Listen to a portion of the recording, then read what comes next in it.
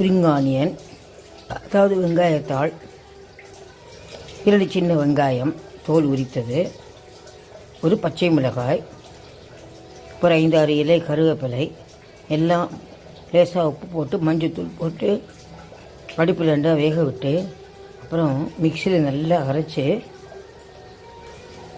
விழுது மாதிரி செஞ்சாச்சு. இப்போ ஒரு கெட்டி தயிரை கலந்து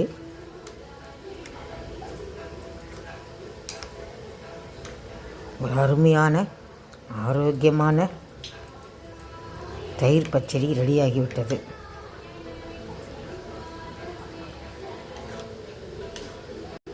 இந்த தயிர் பச்சடியை நம்ம பிரியாணி, சாம்பார் சாதம், சப்பாத்தி போன்ற எல்லாவற்றுக்குமே தொட்டுக்கொள்ளலாம். அல்லது அப்படியே கூட எடுத்து ஸ்டைலாக பவலில் வச்சு சாப்பிட்லாம். மிகுந்த ஆரோக்கியமாக இருக்கும். அருமையான